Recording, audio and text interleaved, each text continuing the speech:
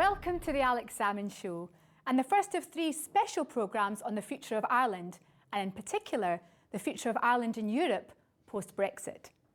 This week, a new women political party leader was elected in these islands. Mary Lou McDonald has a Scottish name and indeed ancestry, but on Sunday, she became president, or Uachtaráin, of Sinn Fein in succession to the long-serving Gerry Adams. Alex has been to Dublin for a major interview with the new leader to discover what her election means for the politics of Ireland, north and south. But first, let's hear from you with your tweets, your messages and your emails. There's been a fantastic response to last week's show, which featured the amazing rugby legend Doddy Weir. Here are a few of your tweets. William says, great show this morning. Interview with Doddy, an informative personal interview about living with MND and his rugby career. Graham Patty says, a moving and inspirational show today. Big Doddy Weir talking about his MND and explaining how he's trying to do something about it, not just for him, but for all sufferers. Well done, Doddy, and so say all of us. Dougie says, just watched Alex Salmond's interview of Doddy Weir at Murrayfield Stadium, broadcast today. Excellent TV, where Doddy talks about his rugby playing days and then openly and candidly about his fight with MND. Shell says in response to Doddy's own tweet, in fact, after the first show, Doddy tweeted, we're back on again at 6:30 p.m. Hope I'm as good as I was this morning. Well, yes, Doddy, you were. And in response to that, Shell says, first Alex Salmond show I've watched. Took the legend that's Doddy Weir to get me there. Best wishes, Doddy. Here's hoping your foundation can help find a cure for this horrible condition. Idem says, just watched your interview with Doddy Weir. What an inspiration. Wishing you all the best. Shada Tyra says, great interview on the show. Well done. Finally, Stuart Weir says, in response to Doddy actually, if you're presented with another quake at the end of the Alex Salmond show, can I auction it? Well, I don't know what Doddy's response was to you, but from all of us here, we're happy to send you another quake for auction. And now to Ireland. On this show, as the name suggests, Alex, of course, bags all of the good jobs. And over the last few days, he's been spending a great deal of time in Ireland's capital of Dublin. Over our next 3 episodes, he conducts major interviews with Irish politicians, including former Taoiseach or Prime Minister Bertie Ahern, and with former Uachtaráin of the Republic, Mary McAleese. However, first he spoke with the woman of the moment, the newly elected president of Sinn Fein, Mary Lou McDonald. Here's Alex with his report from Dublin. St Stephen's Green, one of the most famous locations in Dublin's fair city. 100 years ago, Sinn Fein held a majority of parliamentary seats across the island of Ireland. Last weekend, they elected Mary Lou McDonald as president of Sinn Fein. She's the first Sinn Fein leader not to be associated with the armed struggle. So could once again Sinn Fein be challenging for power across the island of Ireland? Until the Easter Rising of 1916, Sinn Fein had little success. However, all was changed, and changed utterly, by the repressive British response to the Rising. Sinn Fein started to win by-elections, and in the 1918 UK general elections swept Ireland in a landslide victory. Only in the 6 counties which were to form Northern Ireland did unionism still hold sway. After the establishment by treaty of the Irish Free State and the Civil War which followed, Sinn Fein effectively split into the 2 parties which were to dominate the politics of Ireland for the rest of the century. One party, which became Fine Gael, came from the pro-treaty wing of nationalism, led by Michael Collins, and the Republican Fianna Fáil party of Eamon de Valera. Meanwhile, Sinn Fein was reduced to a political rump, increasingly associated with the armed struggle of the IRA in Northern Ireland, particularly as the Troubles swept through the province from 1969. However, some 20 years ago, Sinn Fein and the Democratic Unionists led the paramilitaries on both sides into a peace process which holds to this day. Gradually, Sinn Fein have eclipsed the constitutional nationalists of the SDLP in the elections in the north, while in the 2016 election for the Dáil in Dublin, achieved its best results since the 1920s, emerging to challenge the Irish old firm of Fine Gael and Fianna Fáil. Now the question is, under its new leader, Mary Lou McDonald, can Sinn Fein finally overtake the Democratic Unionists in the north and emerge once again as a governing party in the Republic? Mary Lou McDonald, you're now officially the leader of Sinn Fein. Tell me a bit about your own background, how you came into politics. You're a Dublin girl. I am. I'm a Dublin woman, Alex, even. And I came into politics in some ways almost accidentally. I came into sort of official political activism and running for elections and so on as a result of my interest in domestic politics, what was going on in the north, an eye to international politics. But I had never planned this as the end point, if you like, of my political journey. I grew up in Dublin. I come from what would be considered to be, I suppose, a typically middle-class background. I was very lucky. I've had good educational opportunities, a good chance at things in life. And I came into Sinn Fein. Actually, my husband always tells the story that when he met me first, I was a student. Then I got a very good job when I came out of university. I left that and I went working for the trade unions, which meant that my income dropped.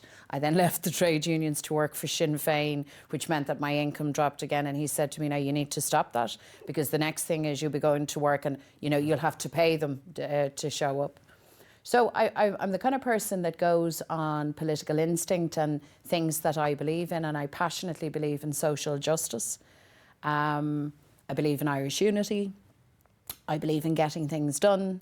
I believe that rather than sitting on the sidelines and giving out, that if you actually want to live in a better country, if you want to live in a better world, there's actually a responsibility on you to go and do something about that. So that's how, long story short, I got involved in political activism. Sinn Féin wasn't your first choice of party. You were involved in Fianna Fáil. When I came of age, the politics that I knew and the political atmosphere that I was accustomed to or comfortable in was Fianna Fáil. I discovered very quickly that that was exactly the wrong place for me to be, because I'm an Irish nationalist, I'm a United Irelander, but I am also a person who believes that social justice and equality is the other side of that coin. What good freedom, if not an equal Ireland? So for me, Sinn Féin blended perfectly and still does that concern for self-determination, for freedom, but also a very keen sense of building an equal society and giving people not just rhetorical lip service around opportunity or prosperity, but actually making those realities in people's lives.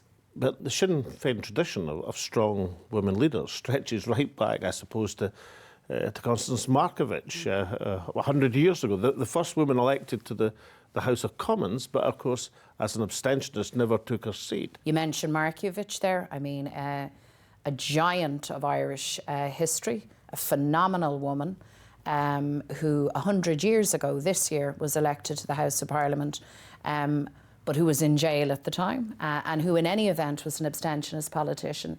And just like Sinn Féin MPs now, we don't take our seats. We continue in that tradition, because for us, Irish political decisions are to be made rightfully in Ireland for Irish people. And then so many other women down through the years. And it would be fair to say that although the perception of Sinn Féin correctly has been of a very male party, because Irish politics, sadly, has been very male, there has always been a strong cohort of women in leadership positions in Sinn Féin. I think what's changed now is that more of us are in public representative roles and public leadership roles. Now, I'm very proud to serve in that same tradition as Markievicz and Mairead Drum and Margaret Buckley and so many others. And I'm very humbled to be the woman who in modern Ireland now leads from the front and is the Uachtarán Sinn Féin.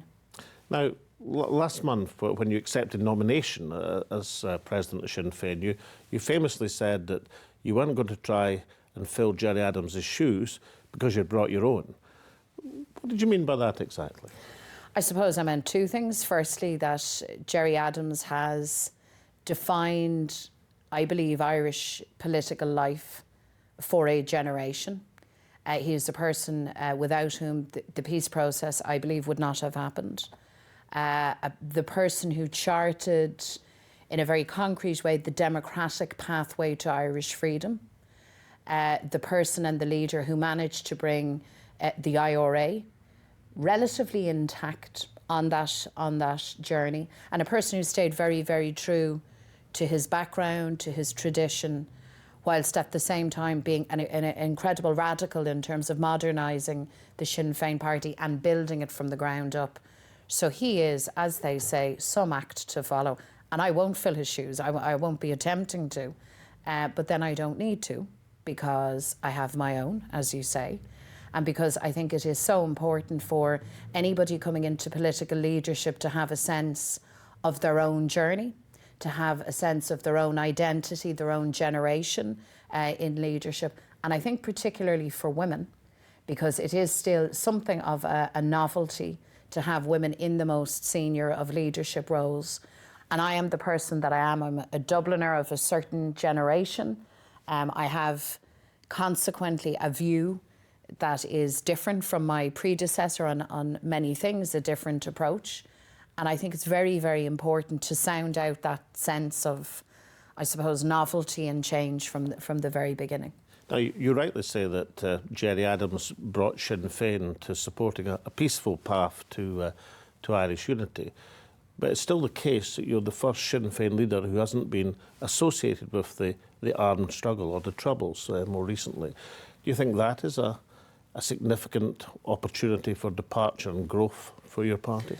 It's certainly a change, and I think it is a reflection of the success, the political successes that have accrued over the past 20 years and more, that you have, as you say, me as a leader of Sinn Féin, the leader of the Irish Republican movement with no association with the Troubles or the conflict. But also you now have a whole generation of people who have been born on this island who never lived one day of conflict in Ireland. A generation of children born in Belfast and Derry and in the glens of Antrim, for whom talk about the Troubles and the conflict is the stuff of history books. Now, don't get me wrong, some of the consequences and the pain of that conflict is still here, and we still need to deal with that. But that is a mighty change. An entire generation of young people who have come up and who have no experience of British soldiers on the streets or armed actions by IRA volunteers or the UVF or the UDA. And that is a massive transformation and something that's extremely positive, very good reflection.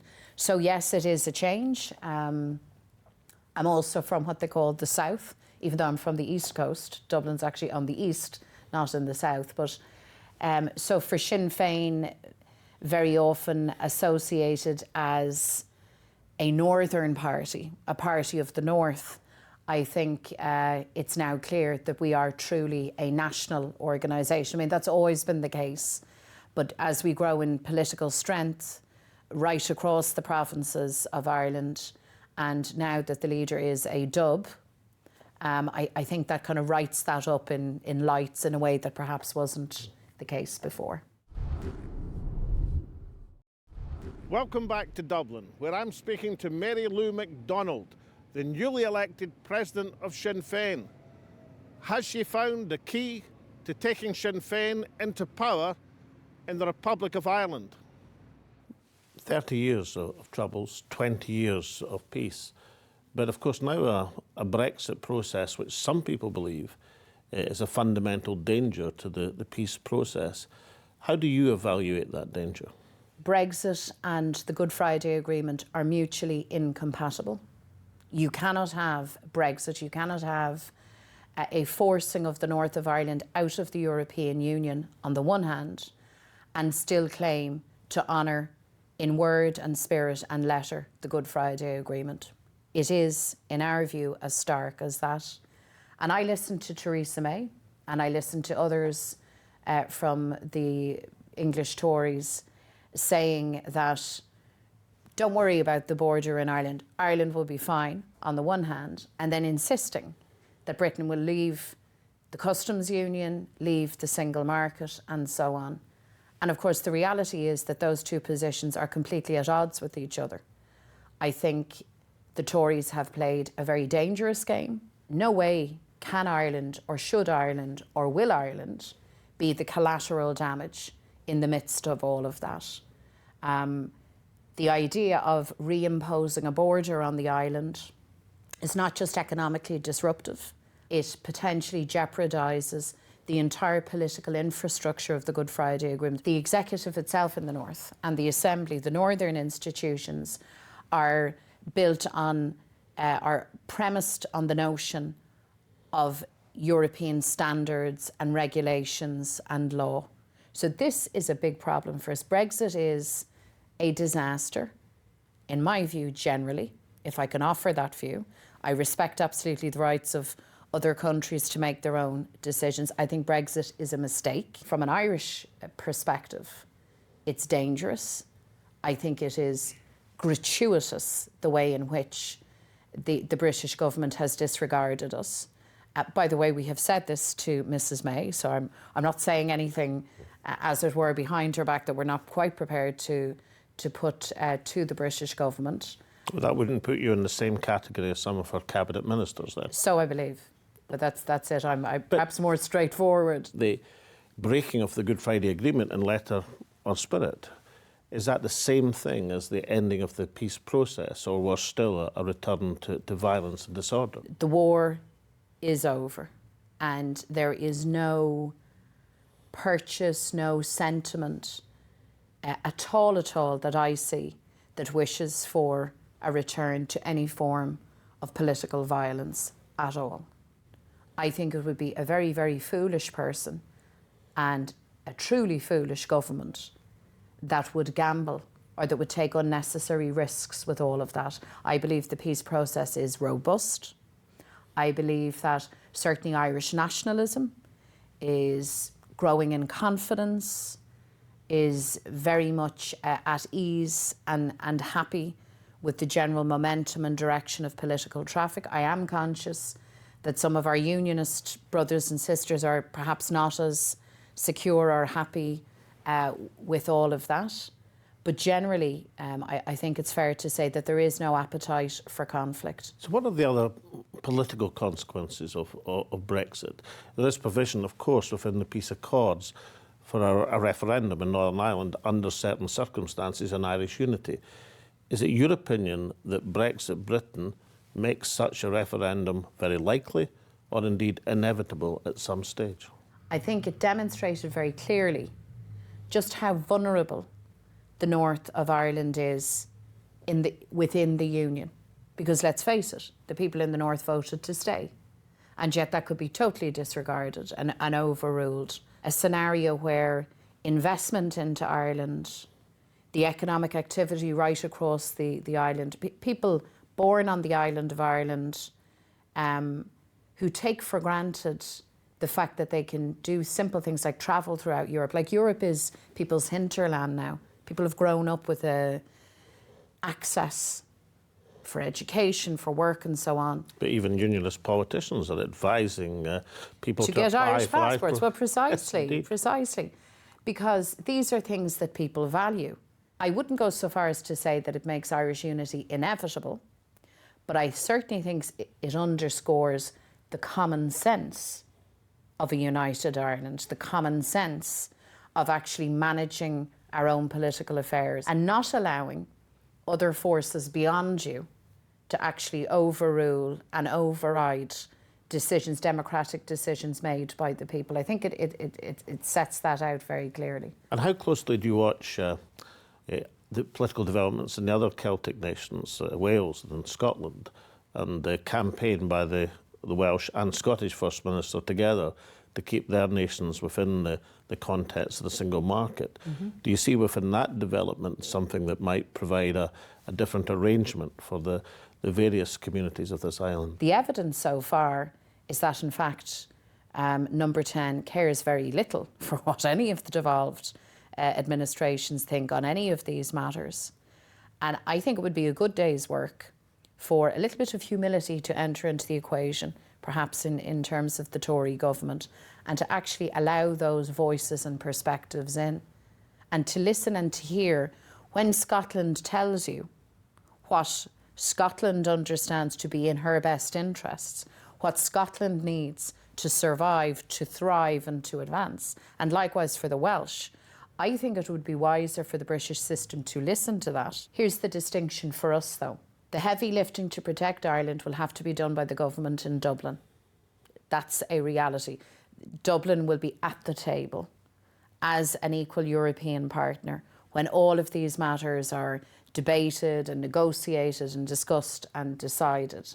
And we've said consistently to the Taoiseach, to the Taoiseach, that their responsibility and duty of care doesn't stop at Dundalk, that it goes into the north of Ireland, and that we, as a country and as an island, have to understand our fortune in this regard is completely interlinked. As a new leader of Sinn Fein, when you look at the strong influence, the decisive position that the Democratic Unionists, with only a handful of MPs now have in the House of Commons, are you tempted to reverse the abstentionist policy and make a foray into the Palace of Westminster and upset the Brexit apple cart? No. And I would not say that the DUP have what I would understand or consider to be a position of huge strength. I think they find themselves at a particular moment in time with a particular mathematical relationship. Now, don't get me wrong, I think this confidence and supply arrangement between the Tories and the DUP is wrong. I think it absolutely compromises the British government's claims to impartiality or independence. I think it is highly problematic from that point of view. But I think it's a stretch to say that therefore the DUP are all dominating and that they hold all of the cards. And actually, when you talk to unionists in the north of Ireland, there's a very clear sense that, you know, governments in London will avail of unionist support and then dispense with it as and when it's pragmatic for them to do so. So that's, to me, a very short-term arrangement. What are you offering the people of the South that the older parties, let's describe them as that, the more conventional parties, can't offer? Well, the conventional parties, the older parties, have had it all their own way since the 1920s, really, when you think about it. It's been the politics of Tweedledum and Tweedledee. So the two big beasts of Irish politics, Fianna Fáil and Fine Gael, sort of swap roles. What do we offer? Well, we are a party that is not in the back pocket of any vested interests. We've had a whole history in this jurisdiction of corruption, of corrupted institutions, and the consequential loss of confidence in public life and political life. I think we can be, in fact, I think we are a new broom, even though we're Ireland's oldest political party, to sweep some of that clean.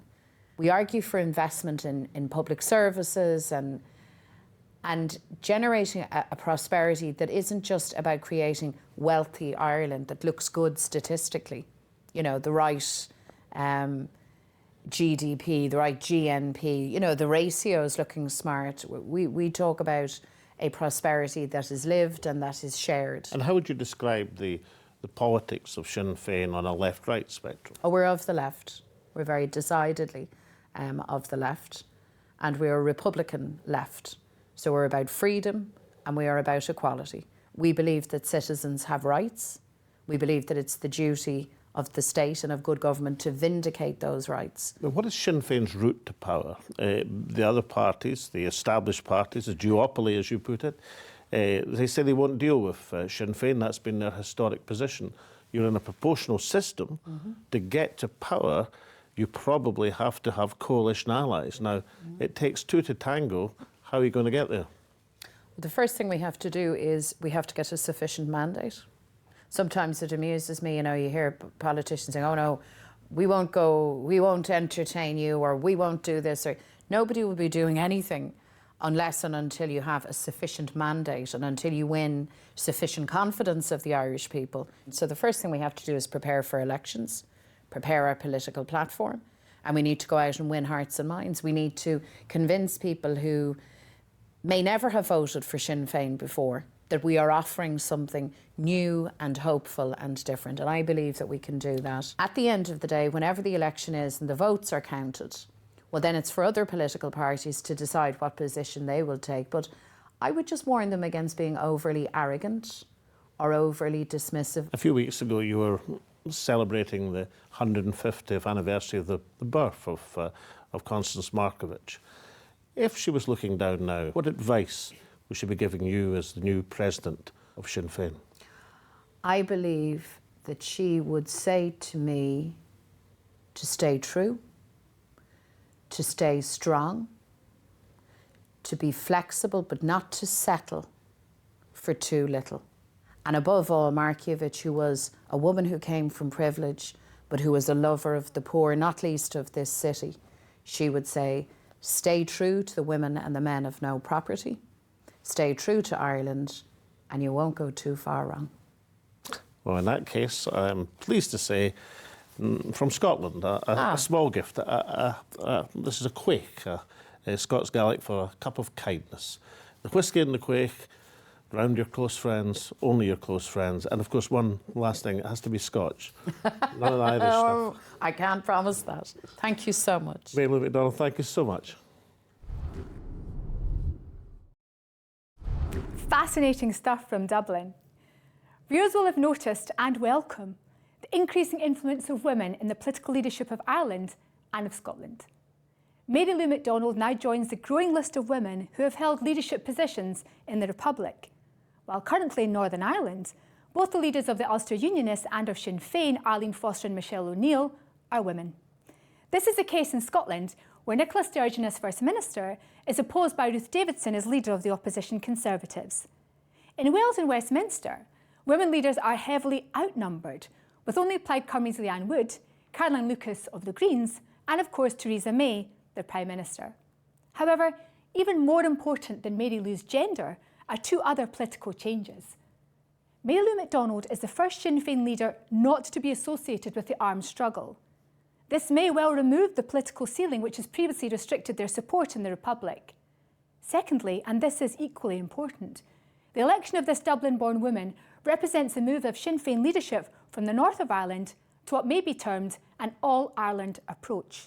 It could well be that after a full century since it last happened, the next elections will see Sinn Féin challenging for the leading position in Irish politics, both north and south.